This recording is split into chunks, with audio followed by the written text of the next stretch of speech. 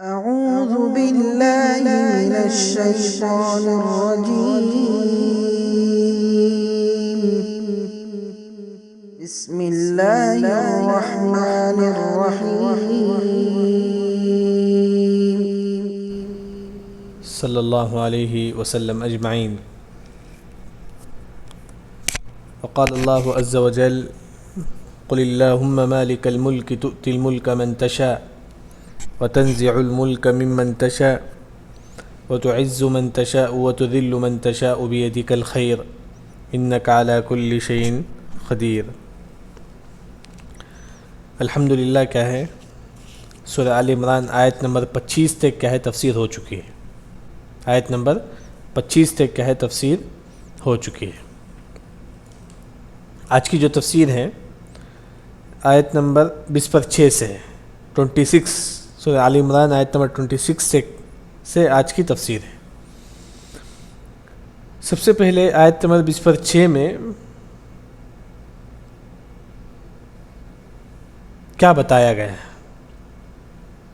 یہاں آیت نمبر 26 میں اللہ نے ہمارے نبی سے کہا کہ تم یہ کلمہ کہو، یہ کلمہ کہو، یہ دعائیہ کلمہ ہے جو کیا ہے اللہ تعالیٰ نے ہمارے نبی سے کہا کہ تم کیا ہے یہ لفظ کہو۔ کون سا لفظ؟ قل، اے نبی آپ کہہ دو۔ قل اللہ تعالیٰ کہتا ہے کہ اے نبی تم کہہ دو، تم کہو۔ کون؟ محمد صلی اللہ علیہ وسلم کیا کہتے ہیں؟ اللہم مالک الملک، اللہم یا اللہ، اللہم کا جو معنی ہے نا یا اللہ، اللہم یا اللہ مالک الملک، تو ہی کیا ہے تمام جہانوں کا رب، تمام جہانوں کا کیا ہے بادشاہت ہے، تو ہی کیا ہے تمام کا بادشاہ ہے، مالک ہے تو ہی تمام جہانوں کا۔ ہاں، تؤتی الملک من تشاء، تؤتی کا مطلب دینا، تؤتی الملک تو بادشاہت دیتا ہے، من تشاء جس کو تو چاہتا ہے، تو بادشاہت دیتا ہے جس کو تو چاہتا ہے، تشاء کا مطلب چاہنا۔ وتنزع الملک، تنزع کا مطلب لینا، بادشاہت کو لے لیتا ہے جس کو اللہ تعالیٰ چاہتا ہے، مطلب جسے چاہے اللہ تعالیٰ بادشاہت دیتا ہے، جسے چاہے اللہ تعالیٰ بادشاہت کیا ہے اسے چھین لیتا ہے۔ وتعز من تشاء، عزت اللہ تعالیٰ دیتا ہے جس کو وہ چاہتا ہے، اللہ بھی عزت صرف ان لوگوں کو دیتا ہے جس کو اللہ تعالیٰ کا ہے چاہتا ہے۔ وتذل من تشاء، ذلت اللہ تعالیٰ ان لوگوں کو کرتا ہے جس کو اللہ تعالیٰ کا ہے چاہتا ہے، ذلیل رسوا اللہ ان لوگوں کو کرتا ہے جسے اللہ تعالیٰ چاہتا ہے۔ بیدک الخیر، ہر خیر کیا ہے اللہ کے ہاتھ میں، ہر اچھی چیز کیا ہے اللہ کے ہاتھ میں ہے۔ انک علی کل شیء قدیر، بے شک اللہ تعالیٰ ہر چیز پر قدرت رکھنے والا ہے۔ آیت نمبر 26 میں یہ آیت کا جو ترجمہ ہے، تفسیر دیکھیے۔ سب سے پہلے یہ جو دعا ہے قل اللہم مالک الملک تؤتی الملک من تشاء وتنزع الملک ممن تشاء، یہ جو اصل میں ایک دعا بھی ہے، ایک دعا بھی ہے، جیسا کہ میں نے آپ کے سامنے کہا ہے، حدیث بھی آپ کے سامنے بھیجا ہوں، جس میں آپ دیکھیے کہ صحیح ترغیب کی روایت ہے، حدیث نمبر 1821 ہمارے نبی صلی اللہ علیہ وسلم کہتے ہیں کہ اگر کسی کو پہاڑ جیسا کیا ہے قرض ہے، اگر کسی کو کیا ہے پہاڑ کا اتنا کیا ہے اگر کسی کو قرض ہے تو کیا ہے وہ یہ آیت پڑھے۔ شیخ البانی رحمہ اللہ نے اس حدیث کو صحیح کہتے ہیں، مطلب اگر آپ کو بہت زیادہ قرض ہے آپ تو آپ یہ آیت پڑھیں۔ یہ آیت میں تھوڑا ایکسٹرا کرنا ہے، دیکھیے کیسا پڑھنا ہے۔ اللہم مالک، اگر کسی کو قرض ہے تو یہ دعا پڑھے، اللہم مالک الملک تؤتی الملک من تشاء وتنزع الملک ممن تشاء وتعز من تشاء وتذل من تشاء بیدک الخیر انک علی کل شیء قدیر۔ یہاں تک آیت ہے۔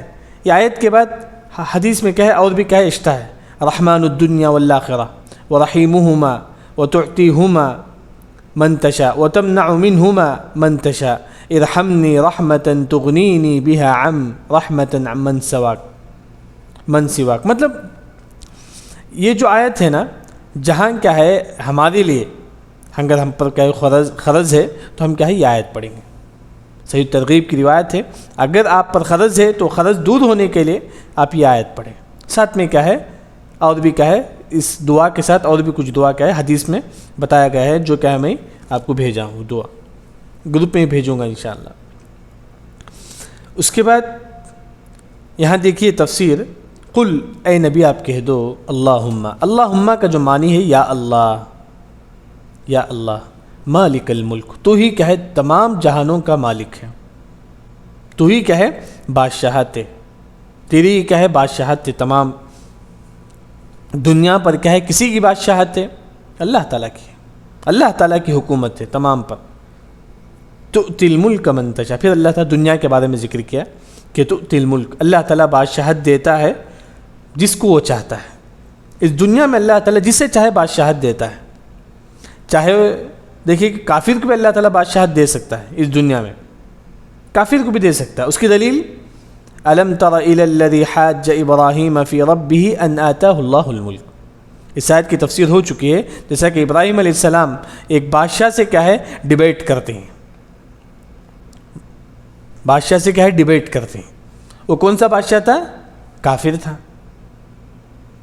وہ کافر تھا، یعنی کہ تؤتی الملک من تشاء، جسے چاہے اللہ تعالیٰ بادشاہت دیتا ہے، کافر کو بھی دے سکتا ہے اللہ تعالیٰ، ہاں کافر کو بھی اللہ تعالیٰ بادشاہت دے سکتا ہے، لیکن کیا ہے اس میں بھی کیا ہے مصلحت ہے، اس میں بھی کیا ہے مصلحت ہے جو اللہ کے علاوہ کوئی نہیں جانتا ہے۔ تؤتی الملک من تشاء وتنزع الملک ممن تشاء، جس سے چاہے اللہ تعالیٰ بادشاہت کو لے لیتا ہے۔ آپ دیکھتے ہیں دنیا میں کیا ہے کوئی حکومت کرتا ہے، کبھی کبھی کیا ہوتا ہے کہ اس کی حکومت 5 سال کی ہوتی ہے، لیکن 2 سال میں کیا ہے وہ گر جاتا ہے اس کی حکومت۔ یہ بھی اللہ کے اوپر ہے، وہی اللہ نے فرمایا کہ وَتَنزِعُ الْمُلْكَ مِمَّن تَشَاءُ، جس سے چاہے اللہ تعالیٰ کا ہے بادشاہت کیا ہے لے لیتا ہے، یہ بھی کیا ہے اللہ کے اوپر ہے۔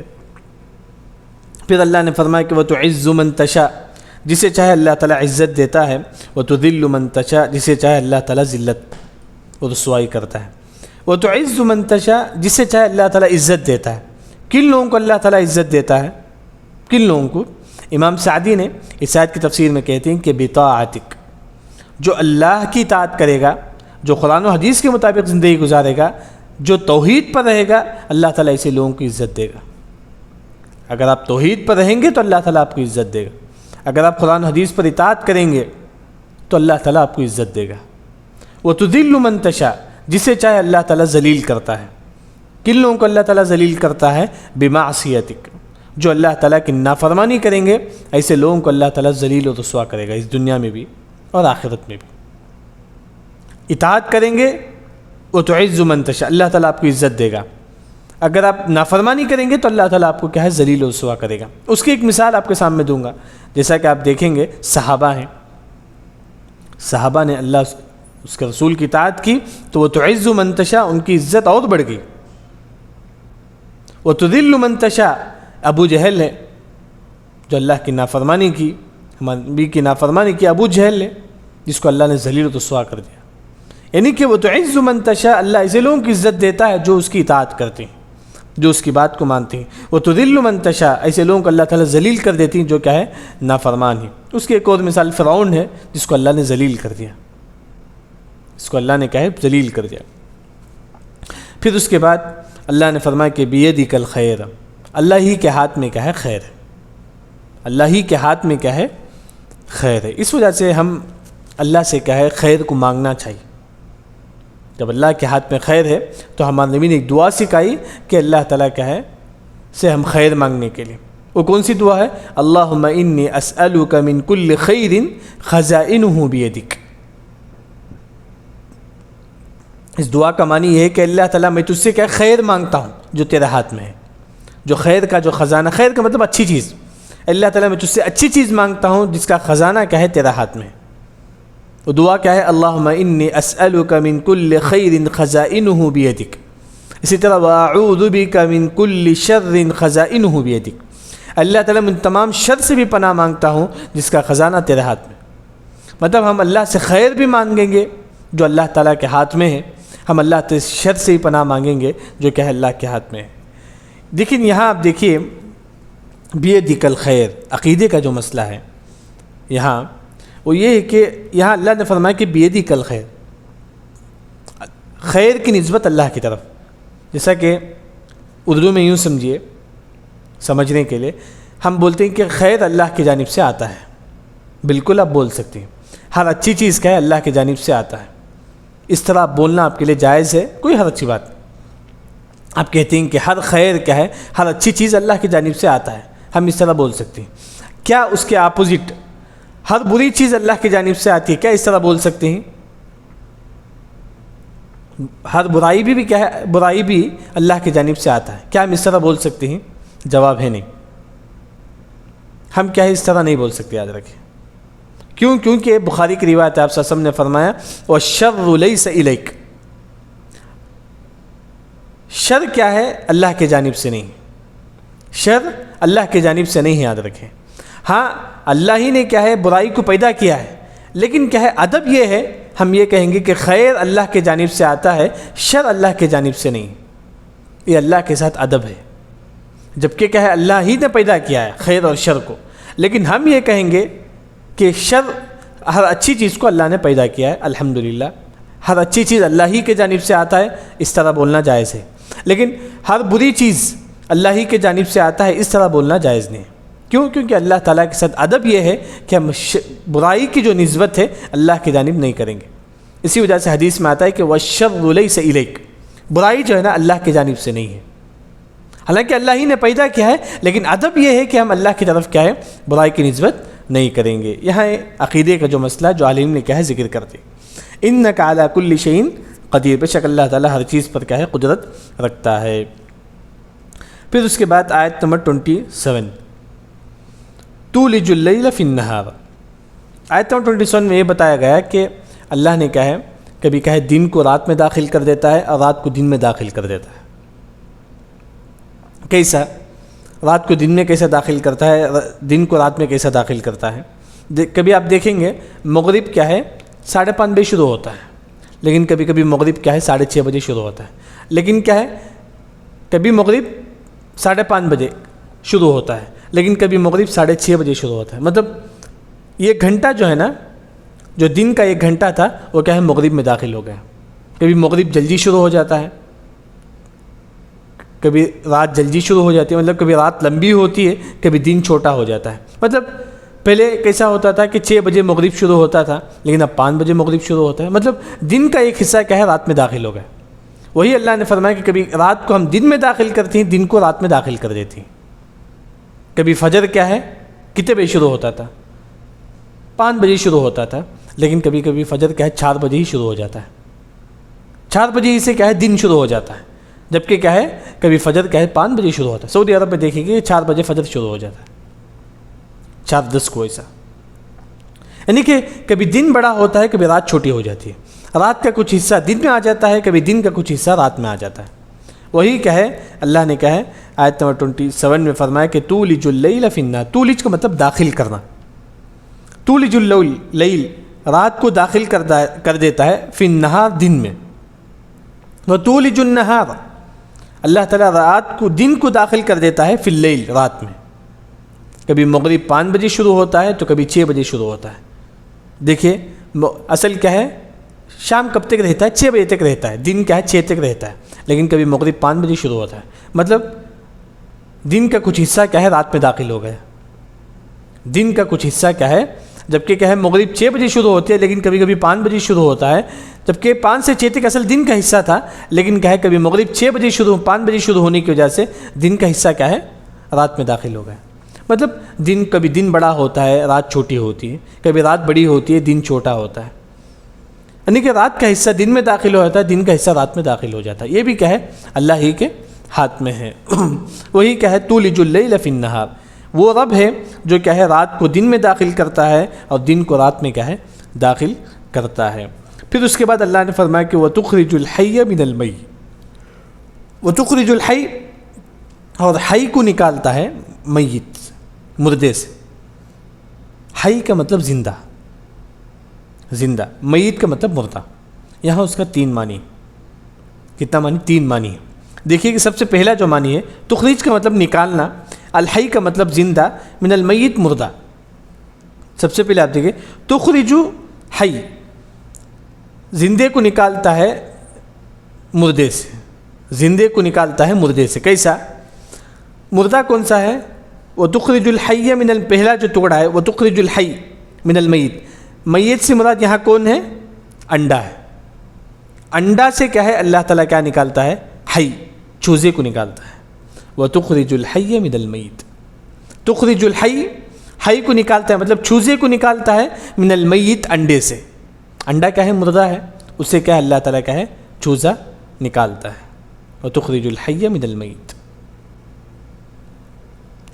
دوسرا جو معنی ہے وہ یہ ہے وتخرج الحی من المیت، اس کا اپوزٹ سمجھے، اس کا کیا ہے؟ اپوزٹ. کیسا؟ دین کے معنی میں. یا حی سے مراد کیا ہے؟ حیات، دل کی زندگی. میت سے مراد مردہ، کافر. کافر کو قرآن میں میت کہا گیا ہے، یاد رکھیں. او من کان میتا فاحیینا، کافر کو بھی اللہ نے کہا ہے میت قرار دیا ہے. کیوں؟ کیونکہ ان کا دل کیا ہے؟ مردہ ہو چکا ہے. الحی یہ کون ہے؟ مسلمان ہے، مطلب جن کا دل کیا ہے؟ زندہ ہے. اگر اس طرح مانی لیں گے جیسا کہ وتخرج الحی من المیت، تخرج الحی اللہ تعالیٰ مسلمانوں کو نکالتا ہے، من المیت کافروں سے. تخرج الحی من المیت، اس کی مثال دیکھیے، صحیح روایت ہے کہ ایک مرتبہ خالدہ بنت الاسود، خالدہ ایک عورت ہے جو ہمارے نبی کے پاس داخل ہوتی ہے. ہمارے نبی پوچھتے ہیں کہ کون ہے؟ کون ہے تو وہ عورت کہتی ہے کہ اللہ کے نبی میرا نام کیا ہے؟ خالدہ ہے. ہمارے نبی کیا ہے؟ اس وقت یہ لفظ پڑھتے ہیں سبحان الذی یخرج الحی من المیت. اللہ تعالیٰ، ہمارے نبی اس وقت کہتے ہیں کہ سبحان الذی یخرج الحی من المیت. اللہ کی بہت بڑی تعریف ہے کہ اللہ نے کیا ہے؟ زندوں کو نکالیا مردوں سے. وہاں بھی ہمارے نبی نے یخرج الحی من المیت کا لفظ استعمال کیا. مطلب خالدہ رضی اللہ عنہا ایک صحابی تھے، ان کے جو ماں باپ ہیں کافر تھے.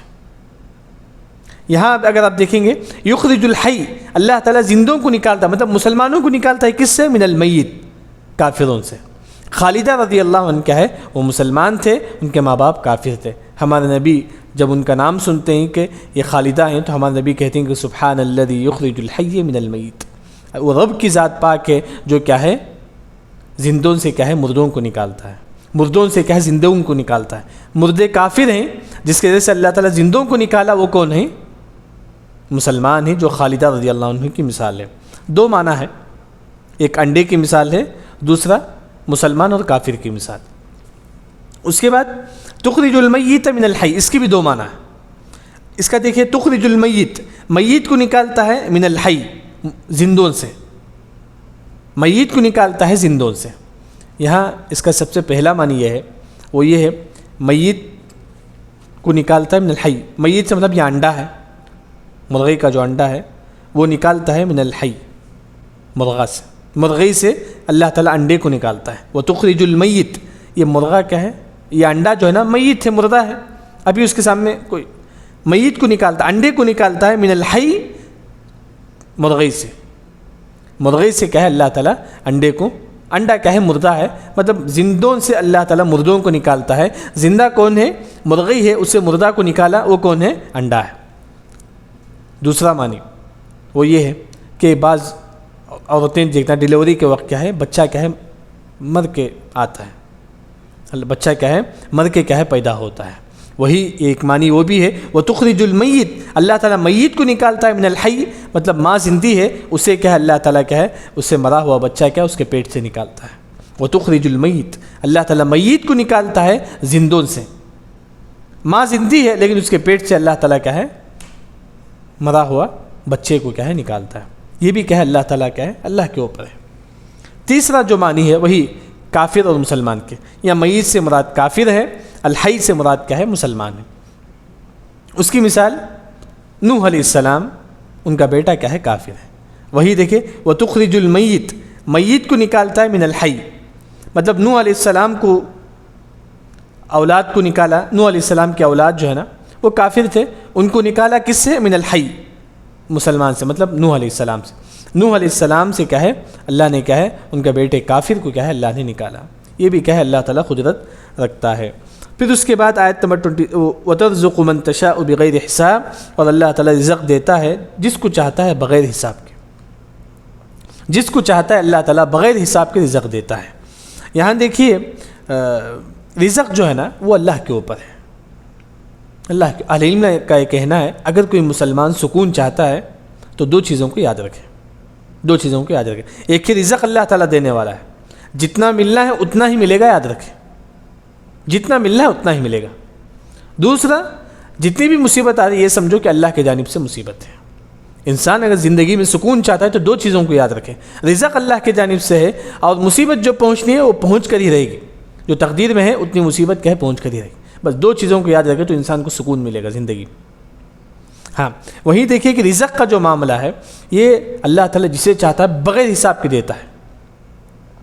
دیکھیے کہ آپ آج کے زمانے کا سب سے بڑا مالدار کون ہے؟ کافر ہے، کافر ہے، جبکہ کیا ہے اللہ تعالیٰ کیا ہے کسے بھی چاہے بغیر حساب کے رزق دیتا ہے۔ جب کسی وجہ سے حدیث میں آتا ہے کہ ان اللہ یؤتی الدنیا من یحب ومن لا یحب الا الدین، دنیا کیا ہے اللہ تعالیٰ تمام لوگوں کو دیتا ہے، کافر کو بھی دیتا ہے، مسلمانوں کو بھی دیتا ہے، لیکن دین صرف اور صرف اللہ تعالیٰ توحید پرستوں کو دیتا ہے، صرف اور صرف مسلمانوں کو دیتا ہے۔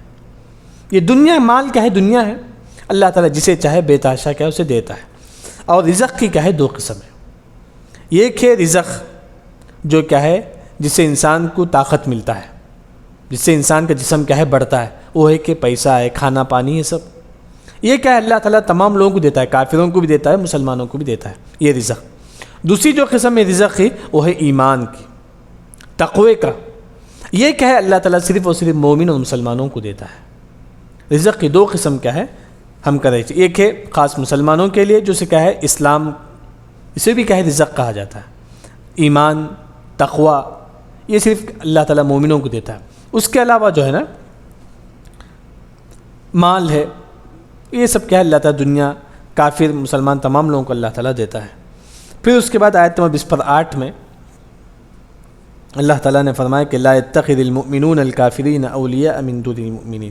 آیت نمبر 8 میں کیا کہا گیا ہے کہ مومن لوگ کیا ہے کافروں سے دوستی نہ بنائیں، کافروں سے کہے مومن دوستی نہ بنائے۔ دوستی کس سے بنانا چاہیے؟ اس آیت نمبر 28 کا خلاصہ بتا دیتا ہوں کہ مسلمان کیا ہے صرف اور صرف کیا ہے کس سے دوستی بنائے؟ مومنوں سے دوستی بنائے، کافروں سے کیا ہے مسلمانوں کو دوستی نہیں بنانا چاہیے۔ کب جائز ہے؟ اگر کوئی بزنس پارٹنر ہے تو وہاں مصلحت کے تحت دوستی بنا سکتی ہے، بزنس پارٹنر میں مصلحت کے تحت کیا ہے کافروں سے دوستی بنا سکتی ہے، لیکن اس کے علاوہ نہیں بنانا چاہیے۔ ہاں لیکن اگر کوئی مسلمان کافروں سے دوستی بناتا ہے اللہ تعالیٰ اسے لوگوں کی ذمہ داری نہیں لیتا ہے، اللہ تعالیٰ بھی کیا اسے لوگوں سے بری ہو جاتا ہے، ان کی حفاظت نہیں کرتا اللہ تعالیٰ۔ جو کافروں سے دوستی بنائے گا اللہ تعالیٰ ان سے دور ہو جاتے ہیں۔ ہاں کب کیا ہے کافروں سے دوستی بنا سکتی ہیں؟ اگر مصلحت ہے بزنس پارٹنر وغیرہ تو وہاں بس جتنے حد تک کیا اتنا ہی بنائیں گے۔ دوسرا کب دوستی بنائیں گے؟ جو اللہ نے یہاں فرمایا فَلَيْسَ مِنَ اللَّهِ فِي شَيْءٍ إِلَّا أَن تَتَّقُوا مِنْهُمْ تُقَاةً، اگر آپ کو کسی کافر سے ڈر ہے کہ وہ آپ کو نقصان پہنچا سکتا ہے، وہ آپ کو نقصان پہنچا سکتا ہے، آپ کیا ہے اس کی شر سے بچنے کے لیے آپ کیا ظاہری طور پر آپ اس سے دوستی کریں گے۔ ظاہری طور پر کیا مطلب ہے؟ مفسرین کہتے ہیں کہ صرف زبان سے آپ کہیں گے بہت اچھے ہیں آپ، مطلب زبان سے آپ کیا دوستی کریں گے، لیکن دل سے آپ نفرت کریں گے، آپ سے دل سے آپ نفرت کریں، لیکن زبان سے کیا ہے آپ اسے اچھے بات کریں گے، لیکن دل سے کیا اسے پسند نہیں کریں گے۔ یہ بات یاد رکھنا چاہیے۔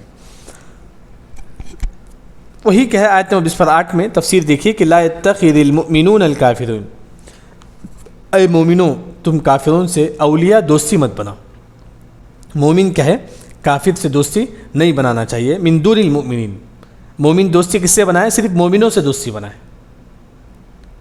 مومن کیا صرف مومن سے دوستی بنائے، مومن کافر سے دوستی نہ بنائے، وہی من دون المؤمنین کا مطلب ہے۔ پھر ومن یفعل ذلک، جو کافروں سے دوستی بنائے گا فلیس من اللہ فی شیء، فلیس من اللہ فی شیء، اللہ تعالیٰ کیا ہے اس کی حفاظت نہیں کرے گا، اللہ تعالیٰ کیا ہے اس سے الگ ہو جائے گا۔ اگر کوئی کافروں سے دوستی بناتا ہے تو اللہ تعالیٰ اس سے الگ ہو جائے گا۔ الا ان تتقوا منہم تقا، مگر یہ کہ آپ کو اس سے کوئی ڈر ہے، مطلب کوئی ایسا کافر ہے جو آپ کیا ہے آپ کو تکلیف دے سکتا ہے۔ ہاں آپ کیا ہے اگر آپ دشمنی کریں گے تو آپ کو تکلیف دے سکتا ہے، تو وہاں کیا ہے آپ ظاہری طور پر آپ اس سے دوستی کریں گے بس۔ کیسے؟ مفسرین نے کہا کہ صرف زبان کے طور پر، زبان سے آپ اچھے بات کریں گے لیکن دل سے آپ اسے پسند نہیں کریں گے، دل سے آپ اسے پسند نہیں کریں گے. الا ان تتقوا منهم تقا، دل سے آپ کیا اسے پسند نہیں کریں گے. وَيُحَذِّرُكُمُ اللَّهُ نَفْسَ، اللہ تعالیٰ کیا ہے تم کو ان سے روکتا ہے. اللہ تعالیٰ پھر دوبارہ کہتا ہے کہ تم کیا ہے کافروں سے دوستی نہ بناؤ. وارننگ طور پر اللہ تعالیٰ کہتا ہے تم کیا ہے کافروں سے دوستی نہ بناؤ. وَإِلَى اللَّهِ الْمَصِيرُ، اور اللہ ہی کی طرف کیا ہے لوٹنا ہے. یہ آج کی تفسیر ہے.